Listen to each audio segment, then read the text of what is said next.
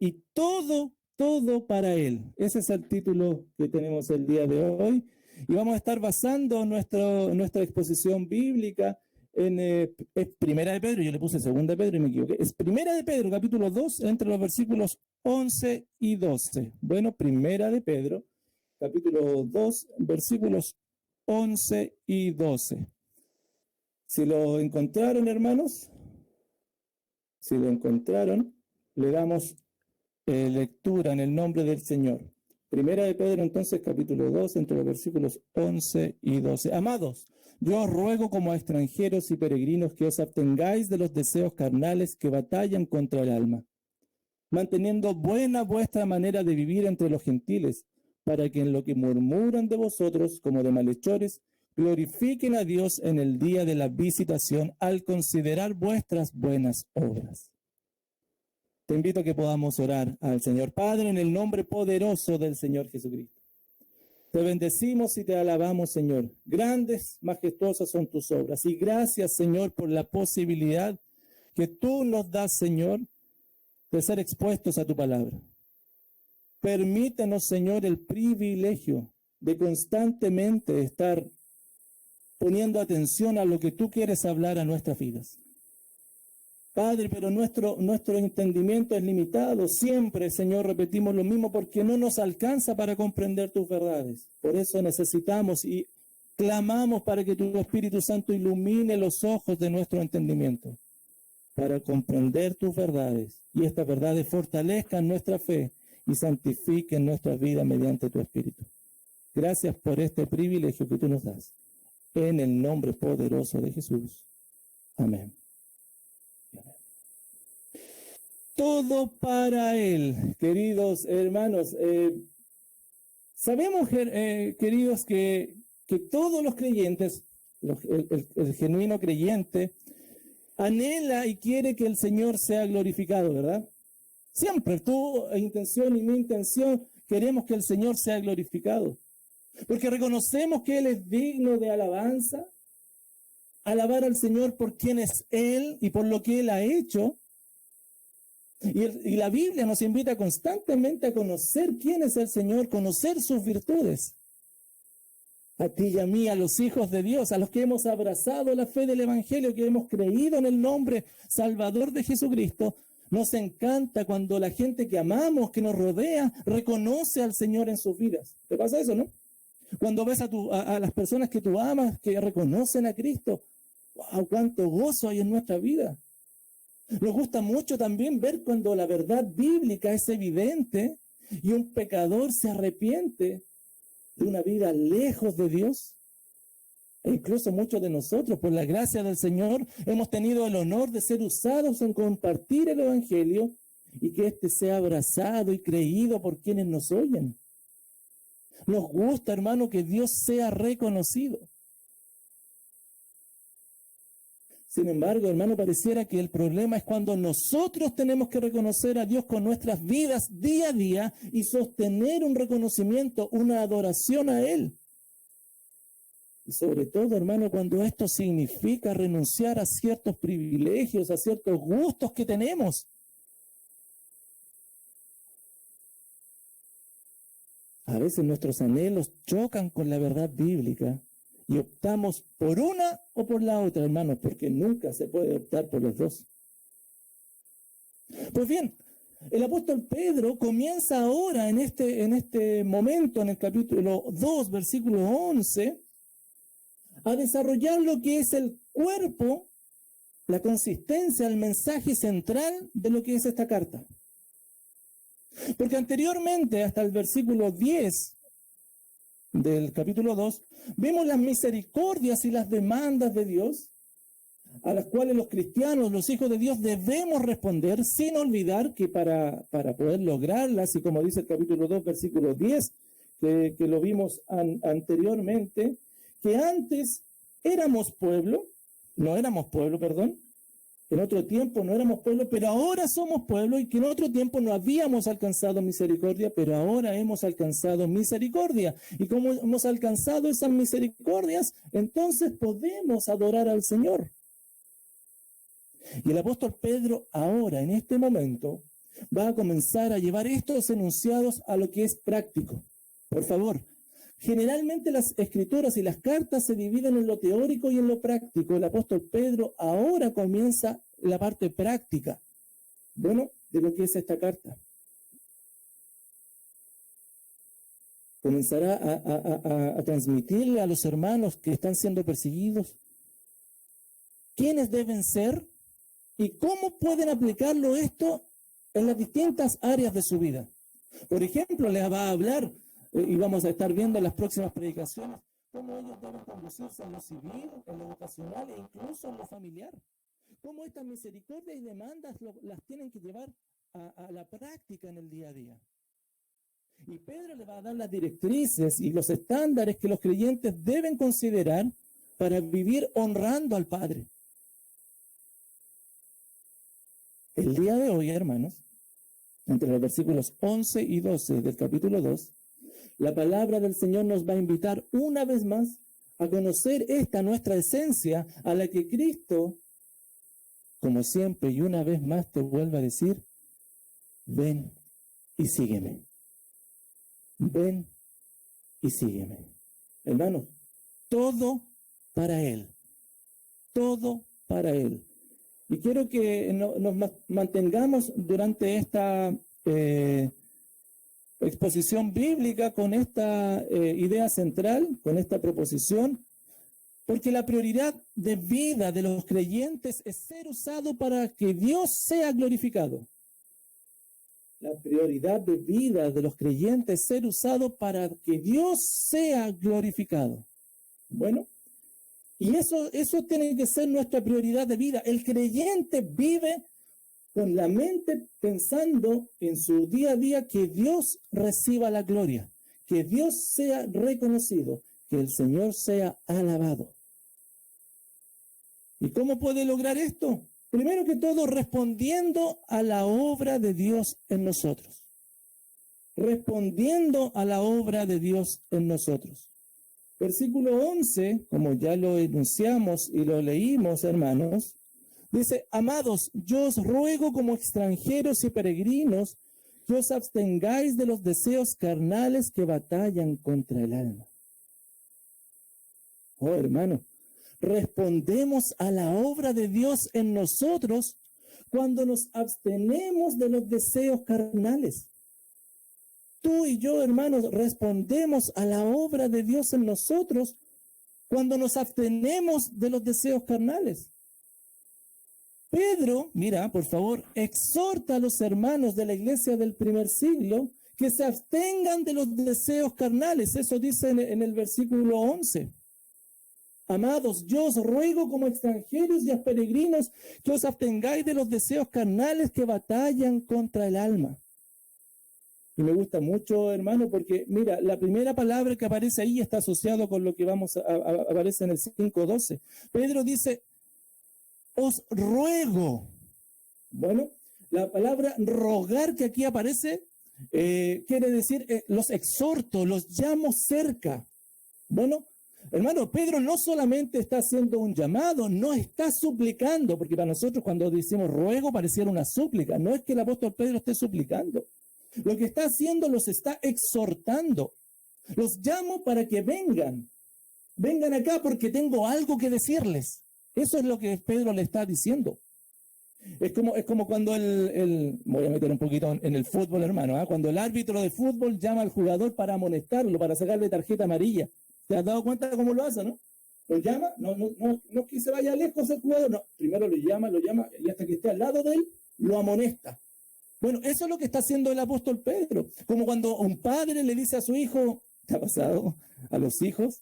Cuando sus padres les decían o te dicen, a ver, espérate un poquito, te estoy hablando, mírame y escucha lo que te digo. Oh. Eso es lo que Pedro está diciendo cuando los dice, los ruego. Y Pedro lo que está haciendo, comienza, por eso yo les decía que aquí comienza el objetivo de la carta, porque allí en el versículo 12 del capítulo 5, como está aquí, mira lo que está subrayado. Ahí Pedro le comparte a los hermanos cuál era el objetivo de esta carta.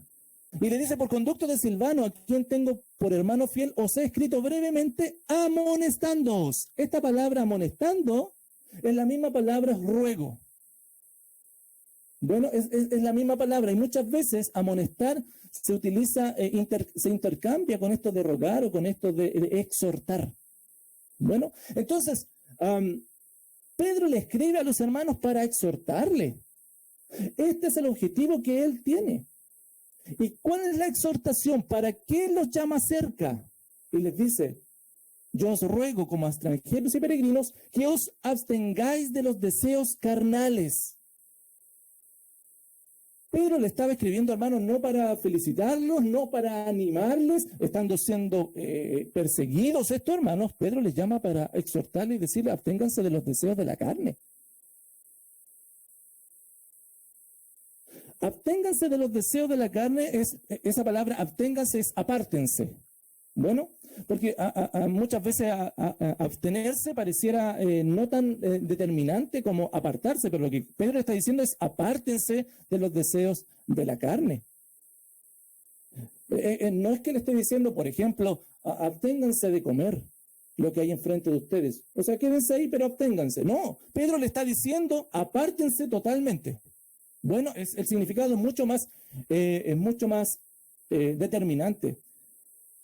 Y les exhorta que se aparten completamente. Es la misma palabra, ese absténganse que aparece ahí en 1 Tesalonicenses 4:3. Pues la voluntad de Dios es vuestra santificación, que os apartéis de fornicación. Bueno, es lo mismo. Apártense de los deseos carnales. Cuando habla de los deseos carnales y les dice que se apartan de los deseos carnales, para que entendamos qué significan los deseos carnales, hermano. Los deseos carnales se les llama la manifestación de aquellos deseos que son pecaminosos y que moran en el hombre desde la caída. Desde ahí en adelante todos los seres humanos tienen deseos que son pecaminosos, deseos carnales. Y estos deseos carnales controlan al ser humano. Y estos deseos carnales, hermano, en esencia son malos, no solamente porque causan daño al creyente, sino principalmente porque son desobediencia a Dios. Y hermano, el Nuevo Testamento pone mucho énfasis respecto a la relación del creyente con los deseos carnales. Siempre el Nuevo Testamento llama al arrepentimiento al creyente respecto a los deseos carnales. Siempre. Siempre. No hay un doblez, no hay un gris aquí. Los deseos carnales, el creyente debe arrepentirse. Y porque la palabra de Dios, hermano, continuamente enseña que los deseos carnales es una de las áreas en donde el creyente debe negarse a sí mismo. El creyente debe negarse a sí mismo en el área de los deseos carnales. Y ojo con esto, porque el deseo carnal es un impulso que mueve la voluntad. Bueno, el deseo carnal es un impulso que mueve la voluntad. Y en esencia, hermano, es lujurioso. ¿Por qué? Porque anida el pensamiento de satisfacción. Y el pensamiento de satisfacción entrega un aparente placer. Pero finalmente solo revelan al hombre tal como él es. Los deseos carnales, los impulsos que nacen del hombre revelan al hombre tal como él es. Porque estos deseos, estos impulsos son egoístas y son centrados en sí mismos. Más aún, estos deseos carnales, estos impulsos, buscan la satisfacción inmediata. E incluso los creyentes que hemos recibido el Espíritu Santo en nuestra vida, luchamos con estos deseos carnales. Bueno, los deseos carnales entonces no son solamente para los inconversos. De hecho, Pedro le está hablando a creyentes que se abstengan de los deseos carnales y son un peligro para los creyentes. Y los creyentes debemos, y eso es lo que Pedro le está diciendo, apártense, estén alerta, den la batalla en la fe y en la voluntad. Porque estos deseos carnales pertenecen a una humanidad no redimida, a la carne. No son parte del Espíritu. Y eso es lo que el apóstol Pedro le estaba diciendo enfático con ellos, en un mundo en el primer siglo donde, ojo, enseñanzas agnósticas estaban entrando, en donde dividían el cuerpo de la carne y decían que la carne no era mala, por lo tanto se podía hacer lo importante es lo que se hacía con el Espíritu. Pedro no, les dice, no. Somos seres integrales. Por lo tanto, absténganse de esto.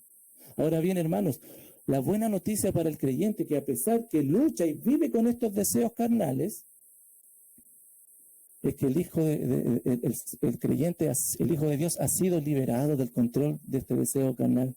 Por tanto, puede, como dice Pedro acá, apartarse de él, apartarse del deseo carnal. Obviamente, hermano, como tú y yo sabemos, apartarse del deseo carnal no es posible bajo nuestras propias fuerzas, sino que es obra del Espíritu Santo, como lo vamos a ver un poquito más adelante. Pero qué buena noticia, hermano, que esta parte no redimida de nuestro ser, nuestra carne,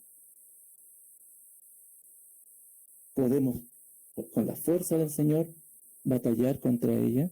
Y mejor noticia todavía, que esta parte no redimida va a ser transformada cuando estemos en presencia del Señor y no vamos a tener más lucha con el pecado. Pero el deseo carnal, hermano, es algo que controla al ser humano.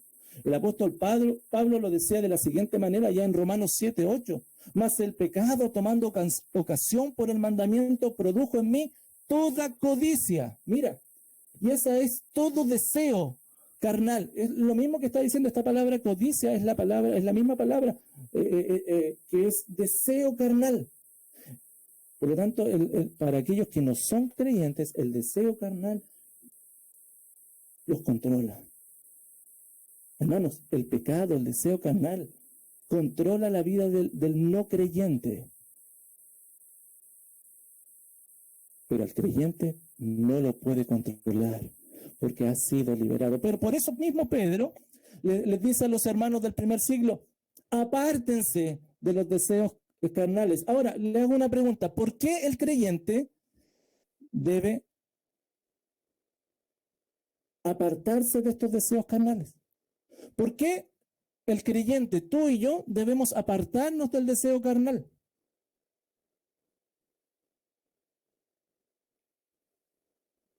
Bueno, no es algo solamente una imposición. Debemos estar conscientes de la razón personal por la que Dios demanda que nosotros nos abstengamos de los deseos carnales. ¿Por qué Dios nos está pidiendo esto? Bueno, el apóstol Pedro les dice, hay dos razones importantes por las cuales deben apartarse de los deseos carnales.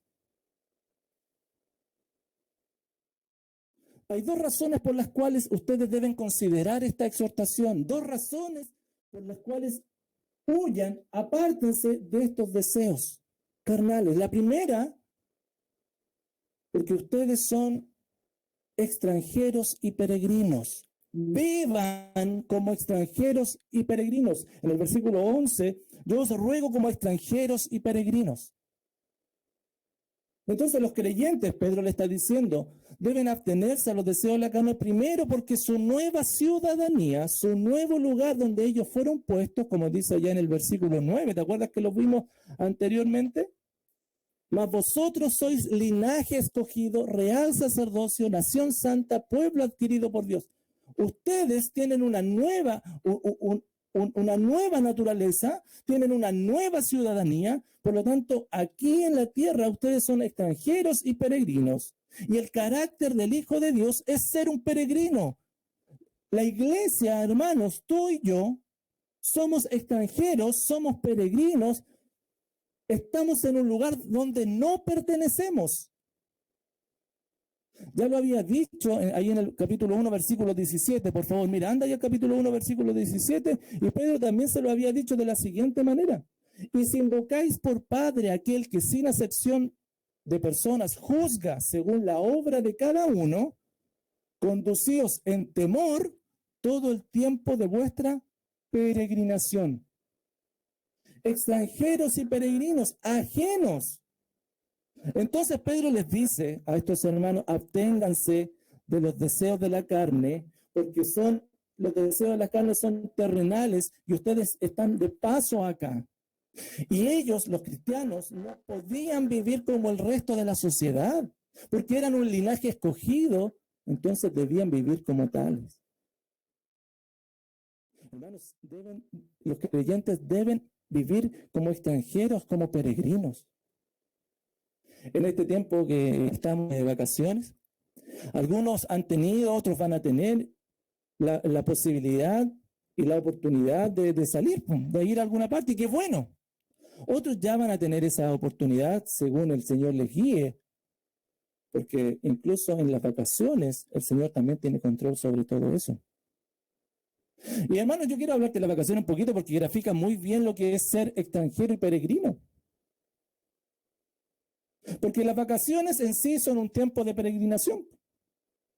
Para cada turista, alguien que visita un lugar, ¿qué hace el turista allí? Disfruta, cumple el propósito para lo cual ha tenido y apartado ese viaje. Los turistas, los viajeros, las personas que van de vacaciones no se distraen ni ponen énfasis en establecerse en el lugar donde están, ¿o sí? No, porque solamente están de paso. Sería ridículo, hermano, que tú y yo vamos de vacaciones a algún lugar y en vez de cumplir el propósito de esas vacaciones, nos establezcamos allí y comencemos a hacer arreglos a la casa, a la cabaña donde estamos. No, vamos a arreglar esto, dejarlo bien bonito. Si estamos de paso. Hermanos, ¿tu estilo de vida se parece más al de alguien que se establece en un lugar o al de un turista que está de paso por una ciudad respecto a tu vida? ¿Cómo estás enfrentando eso? ¿Cuáles son tus decisiones? ¿Te estás estableciendo? ¿Tus anhelos tienen que ver con lo que estás viviendo en esta tierra? ¿O quizás los deseos de tu carne se están sobreponiendo y te están llevando preso para que no hagas tesoro en el cielo, sino que acomodes todas las cosas acá? Y en vez de ser un peregrino, o sea, siendo un peregrino estás viviendo como un dueño de aquel lugar, como alguien que está establecido. Me gusta mucho, hermanos, como el libro de Hebreos, allá en el capítulo 11, da este ejemplo. Mira, el ejemplo de aquellos que vivieron por la fe. Conforme a la fe murieron todos estos, todos los héroes de la fe, sin haber recibido lo prometido, sino mirándolo de lejos y creyéndolo y saludándolo. Mira, ellos vivían y miraban hacia adelante, confesando que eran extranjeros y peregrinos sobre la tierra. Oh, los héroes de la fe, Abraham, Moisés, Sara, todos los que habla el capítulo 11 de Hebreos, miraron hacia adelante y vivieron de esa forma. Versículo 14, porque lo que esto dicen claramente dan a entender que buscan una patria. Ellos no se establecieron en la tierra como que este es nuestro lugar. Ellos buscaban otro lugar, pues si hubiesen estado pensando en aquella donde salieron, ciertamente tenían tiempo de volver. No fueron a ese lugar, no dieron vuelta atrás. Versículo 16, pero anhelaban una patria mejor, esto es la celestial, por lo cual Dios no se avergüenza de llamarse Dios de ellos, porque les ha preparado una ciudad. Qué lindo ejemplo, hermanos. Por lo tanto, hermanos, piensa un poquito el día de hoy. ¿Es una verdad esto para ti? ¿Anhelas la ciudad celestial? Bueno, seamos concretos y seamos prácticos. Mira entonces y pregúntate si las decisiones que estás tomando reflejan esto. Porque, hermano, no hay más verdad que la realidad en tu vida. La realidad es tu verdad. Entonces el apóstol Pedro recuerda que le dice, absténganse, apártense de los deseos de la carne, primero porque son extranjeros y son peregrinos, están de paso en esta tierra, miren la patria celestial. Y segundo, hermanos, además de esto, les dice que los deseos carnales batallan contra su alma. En la segunda parte del versículo 11 dice que os abstengáis de los deseos carnales que batallan contra el alma. Hermanos queridos, los deseos carnales también tienen un efecto nocivo para los creyentes. Los deseos carnales batallan contra el alma del Hijo de Dios. Y hermano, ojo, que batallar tiene una connotación de enfrentamiento bélico, ¿no? Los deseos carnales que para ti muchas veces te están produciendo placer y que lo estás desestimando a la voluntad del Señor y lo estás superponiendo en tu vida, ojo, están teniendo un efecto destructivo en ti. Es una batalla. Estos impulsos tienen como nuestro ser interior, lo tienen en guerra constantemente. Al Espíritu Santo morando en nosotros están en guerra. muchas veces nosotros parece que nos están produciendo placer, pero en realidad están destruyendo nuestra vida. Hermanos, no es simplemente que los deseos carnales vengan a a estorbarnos, sino que además tienen el ánimo de destruirnos, tienen el ánimo de conquistarnos. Hermanos, cuando los deseos carnales ganan la batalla, tienen directa relación y efecto en nuestra manera de vivir. Es importante entonces mencionar, hermanos, y por favor, cuando Pedro habla de los deseos carnales, no se está limitando solamente al pecado sexual. Escúchame, por favor. El apóstol Pedro abarca cualquier tipo de impulso humano que, por un lado, evidencia amor propio y carezca de amor hacia los demás y amor hacia Dios. Cualquier impulso que te lleva a amarte más a ti, más que a los hermanos o al prójimo y más que a Dios, bueno, es un deseo carnal.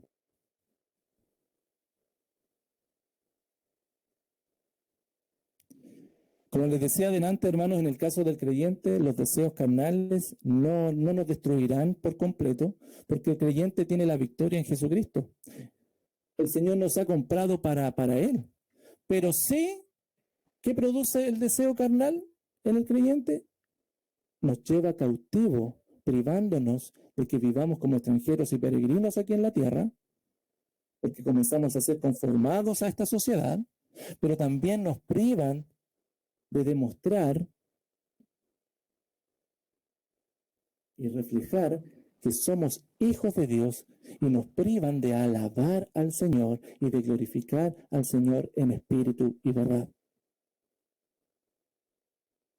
Hermanos, los deseos carnales, por más que a ti te parezcan atractivos a tus ojos, como eran al principio, ¿cierto? Agradables a la vista, agradables al gusto, te están destruyendo, son una lucha. Porque el deseo de la carne, dice Gálatas 5:17, es contra el espíritu. Y el del espíritu es contra la carne. Y estos se oponen entre sí para que no hagáis lo que quisierais. ¿Te das cuenta? Desde que despertamos comenzamos a tener esta lucha.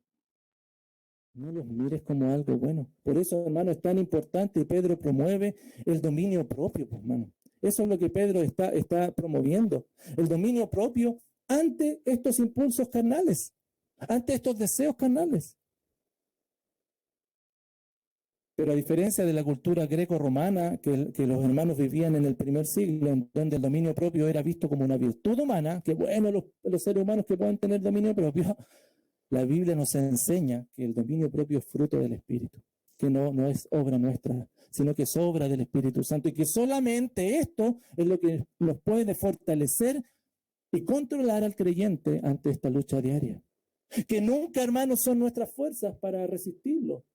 Por eso debemos huir, por eso, si es Jesucristo quien a través de su Espíritu nos está fortaleciendo y nos da la confianza, el dominio propio, la salida para poder resistir. ¿Cómo es tu relación con los deseos carnales? ¿Lo estás subestimando? ¿Le estás dando rienda suelta? ¿Viene el impulso carnal? Bueno, si viene, ¿nos dejamos llevar por eso? Hermanos, escúchame, estamos en una sociedad impulsiva, ¿no? Hoy más que nunca los impulsos han tomado la vida de las personas. Porque ya no es Dios el que determina la verdad, sino lo que siento. Ya no es la ciencia la que determina la verdad, sino lo que siento. Ya no es la ley lo que importa, sino lo que siento. Así lo puedes ver todos los días. Es así. Y el mundo va más y más a regirse por lo que siento. Un caos, hermano. ¿Vives tú de ese modo? ¿Son tus impulsos o la verdad bíblica la que se superpone en tu vida?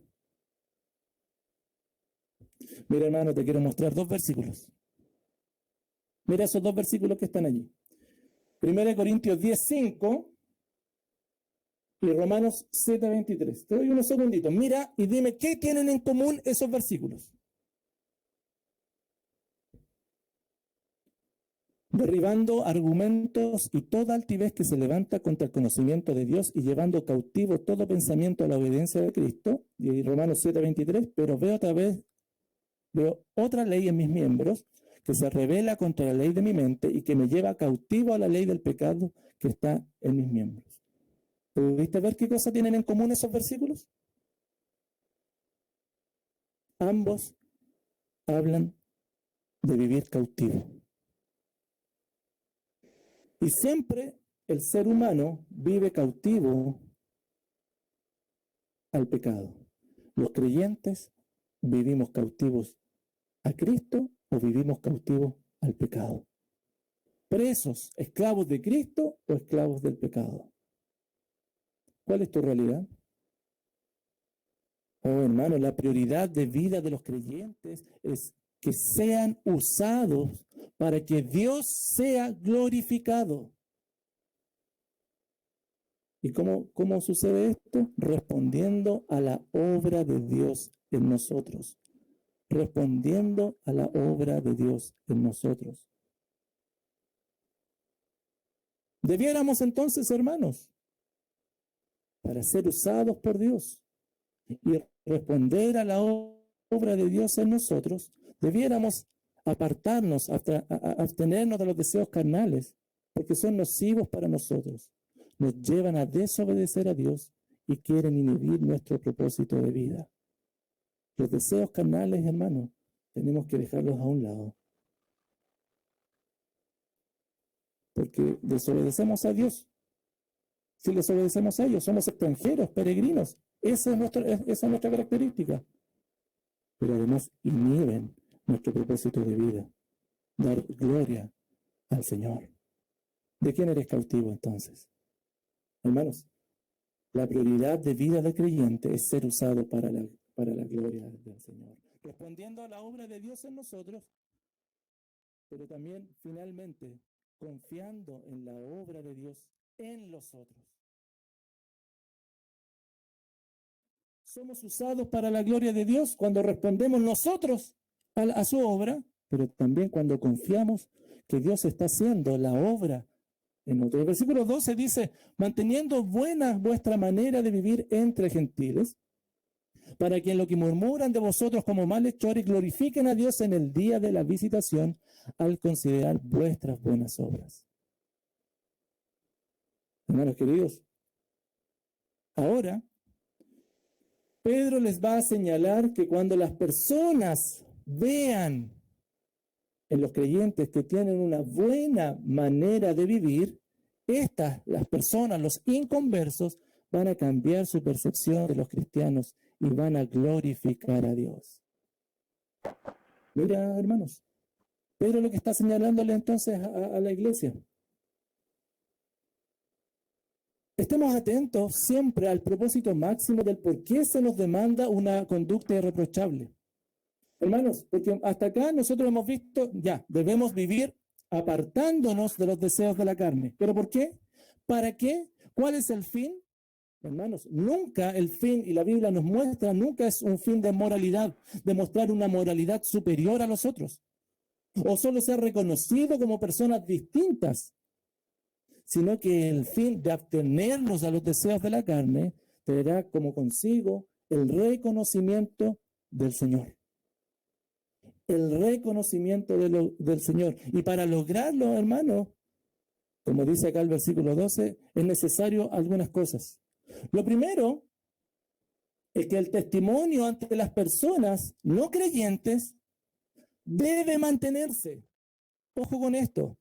Abstenernos de los deseos de la carne debe ser algo constante y debe mantenerse, porque nuestro testimonio debe mantenerse.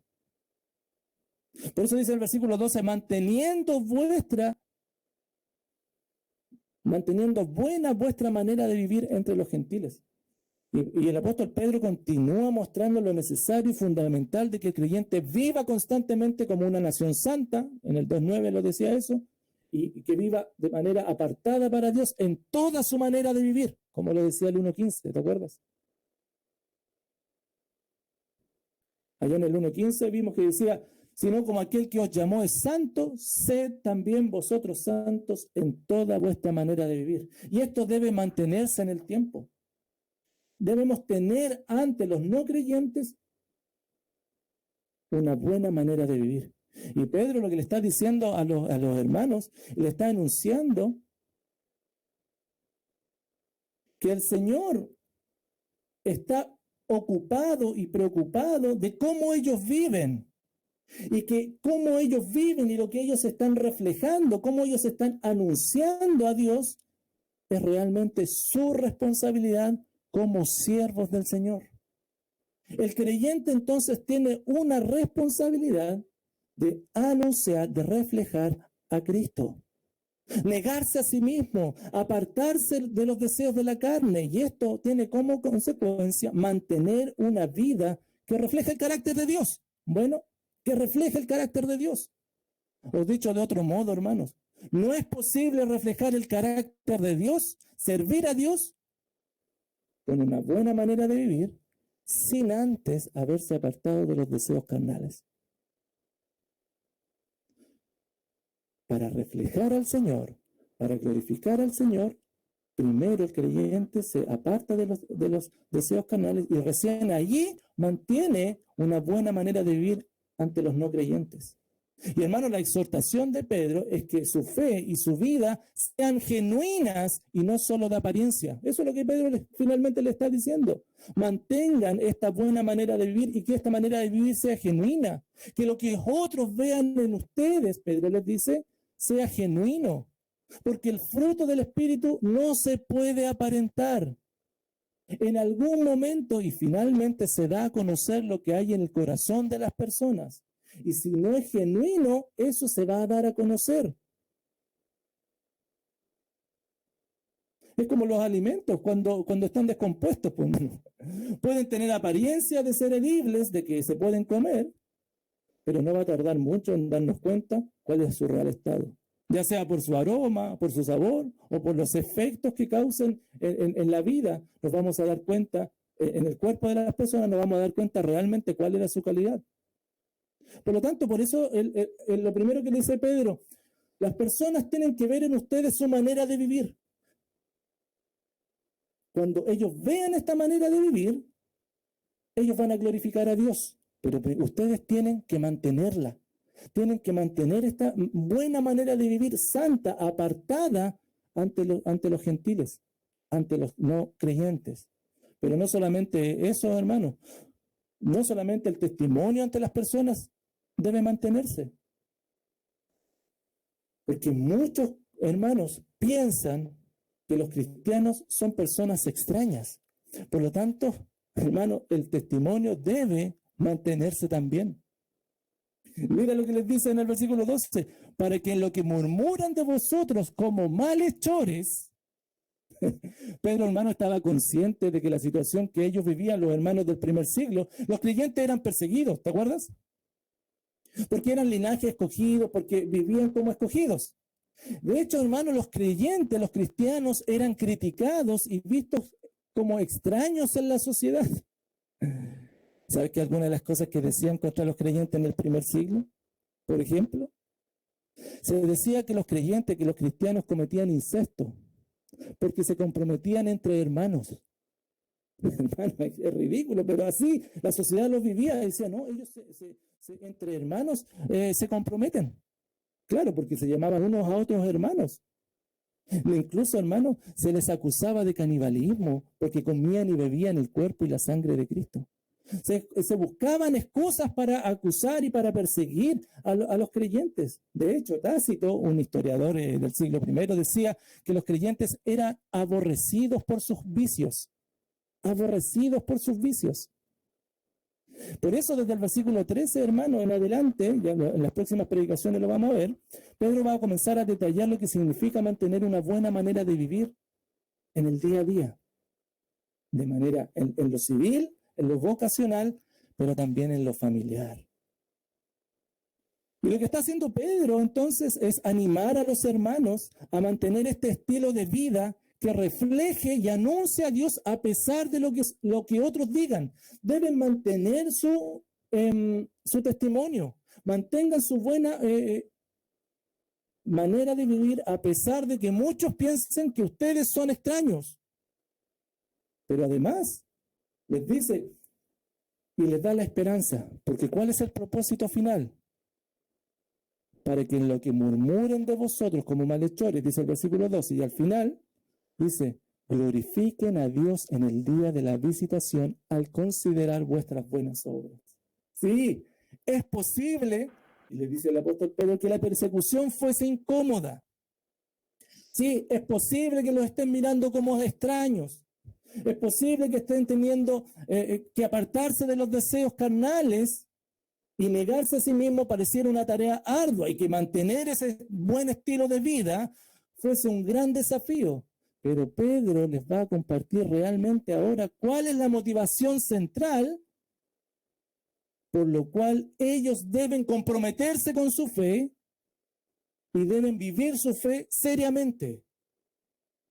Pedro pareciera decirles, hermanos, si ustedes se mantienen viviendo apartados para Dios, aquellos que los persiguen en algún momento van a reconocer y van a alabar a Dios por el resultado que ellos ven en sus vidas. ¿Cuándo será esto? Bueno, aquí le dice el día de la visitación. Bueno, cuando habla del día de la visitación, puede referirse tanto al día del juicio final, en algún momento, porque esto va a pasar en algún momento, que ellos van a darse cuenta que, bueno, los cristianos obraban bien, y allí van a alabar al Señor, van a reconocer, o también puede ser al día que Dios se revele a cada persona para salvación. Pero a todos Dios se va a revelar en algún momento y le conocerán por lo que el creyente haya mostrado. ¿Te das cuenta de la responsabilidad que tiene el creyente?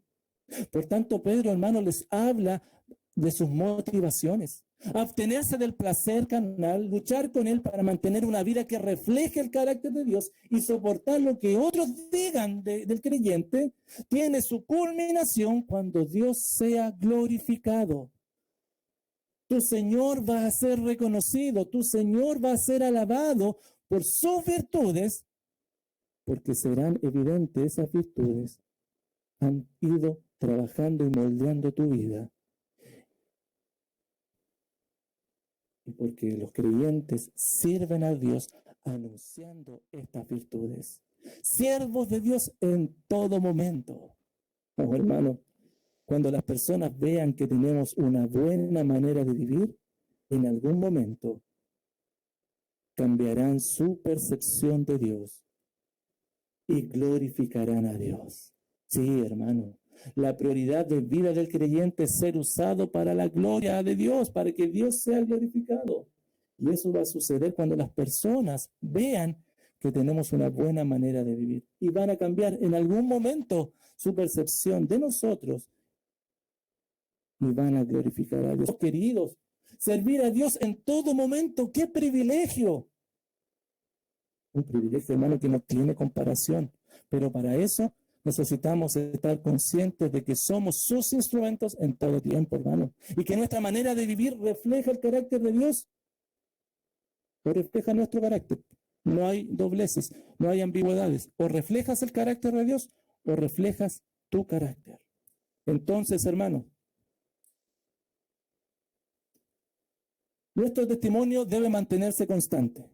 Bueno, eso es súper importante. Cuando para el creyente quiere glorificar al Señor, cuando tú quieres vivir una vida que glorifique al Señor, tu testimonio tiene que ser constante. Porque si somos inconstantes en dar testimonio del Señor, bueno, muchas veces mostramos nuestro carácter. Y otras veces, hermano, pareciera que es mejor que no sepan que somos creyentes.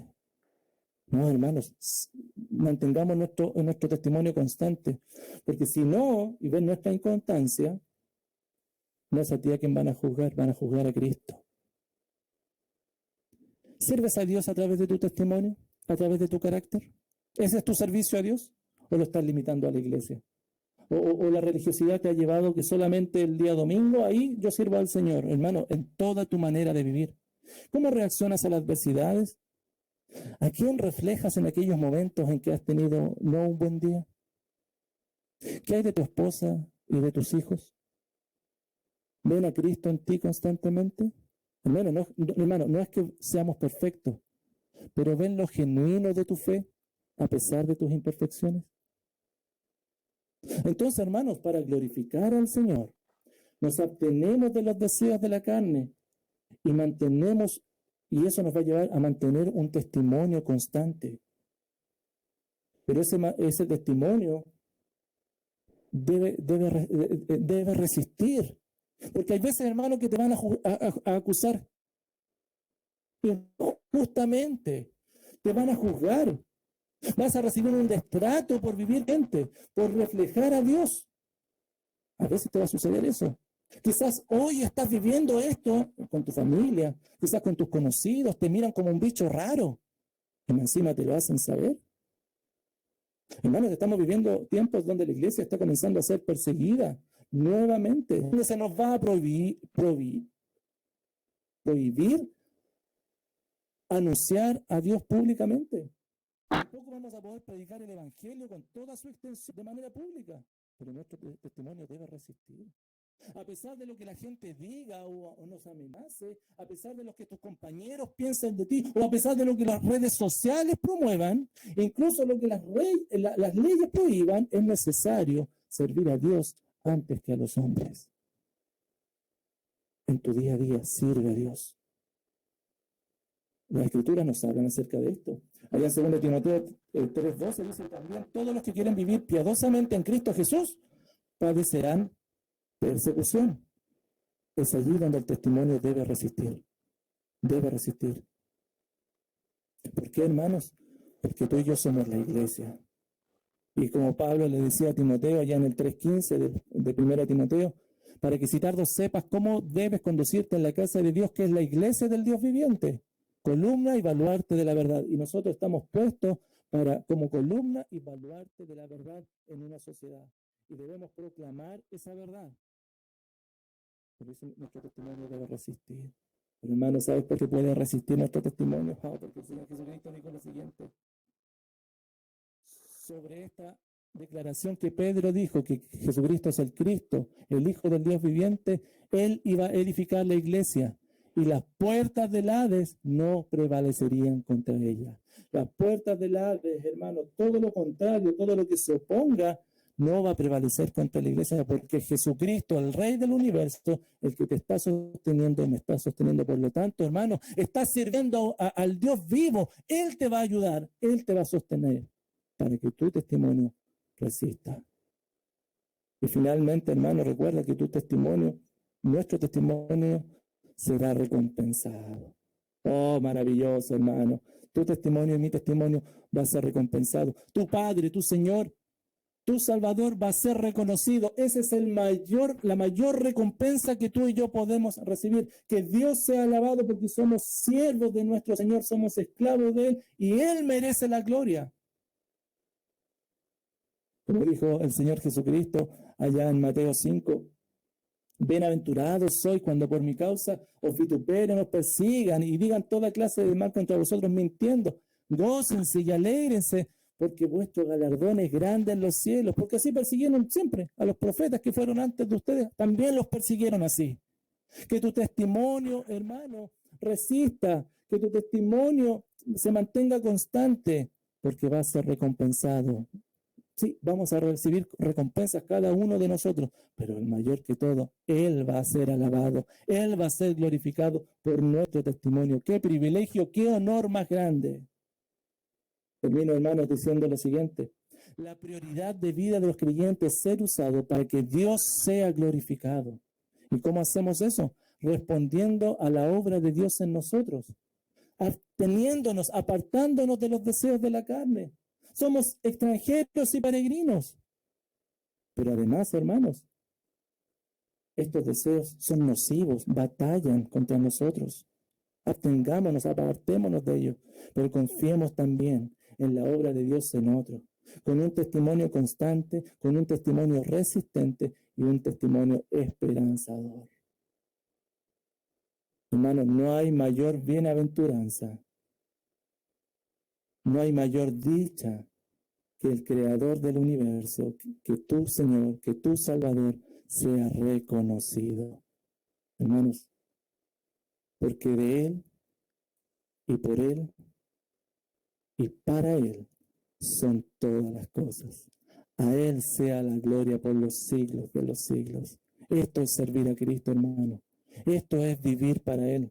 Esto es lo que Pedro se está refiriendo de sí mismo como Pedro, apóstol de Jesucristo, un enviado del Señor para reflejar su carácter. Y ahora lo exhorta a la iglesia, para que la iglesia anuncie las virtudes. Pero para anunciar esas virtudes, hermanos, respondamos a la obra de Dios en nosotros y confiemos en la obra de Dios en nosotros. Considérate como un siervo de Cristo, siervo del Señor en todo momento. Oramos al Señor. Padre, en el nombre poderoso de Jesucristo, te alabamos y te glorificamos. Gracias por esta linda oportunidad, Señor, de estar juntos. Permítenos, Señor, el privilegio de honrarte en todo momento, vivir para ti. Gracias por tu palabra que es clara, que nos habla, Señor, que debemos en todo momento darte la gloria. Vivir para ti. Nos das incluso las directrices de lo que debemos hacer. Permítenos, Señor, vivir confiando en tu obra en nosotros, confiando en lo que tú estás haciendo en la vida de otros.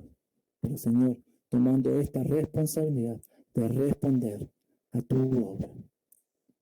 Tu Espíritu Santo es el que nos fortalece. La gracia tuya es la que nos sostiene. Ayúdanos a ser siervos, esclavos fieles para la gloria tuya. En el nombre poderoso de Jesús oramos. Amén.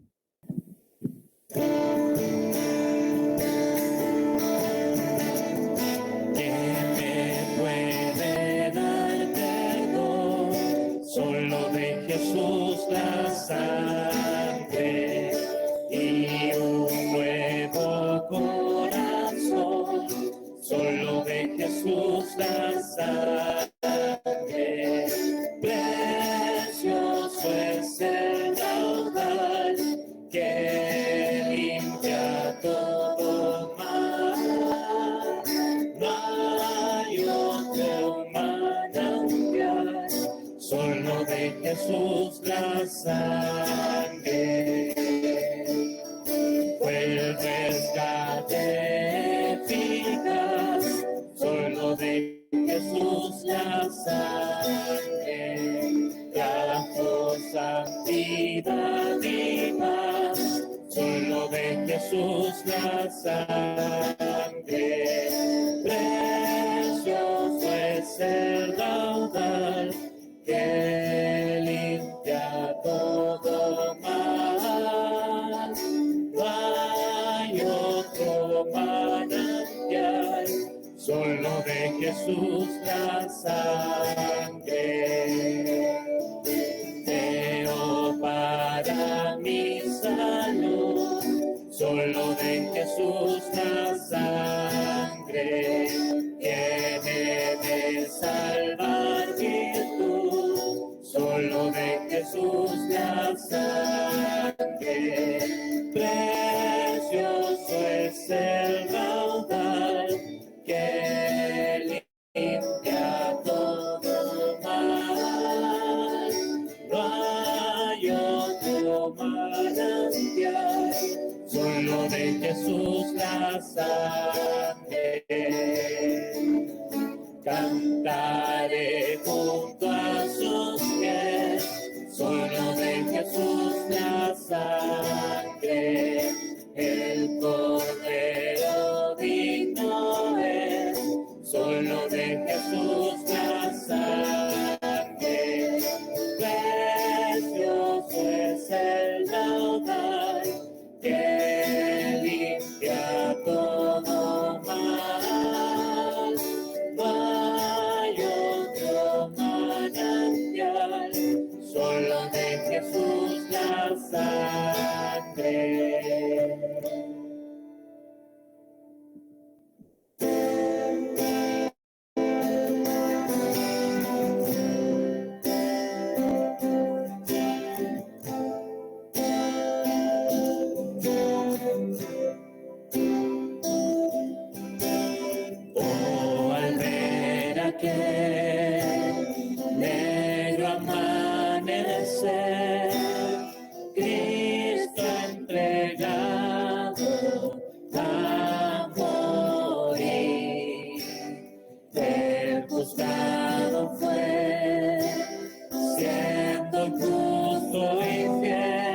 clavado a una cruz.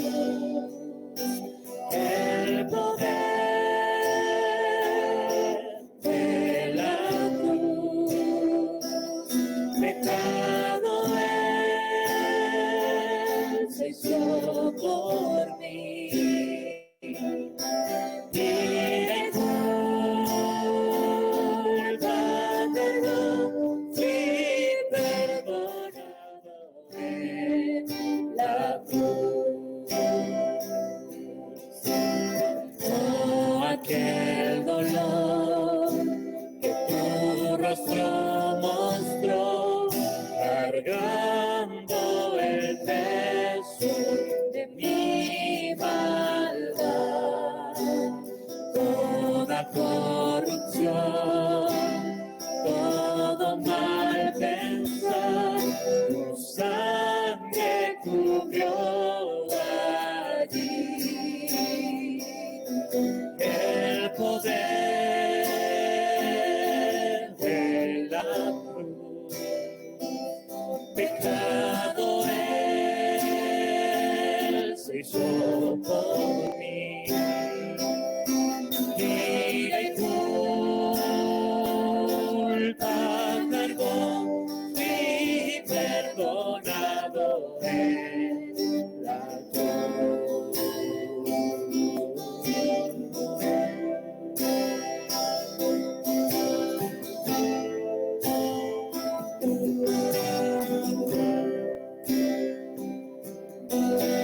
La tierra tembló, el cielo oscureció, viendo el dolor de su creador.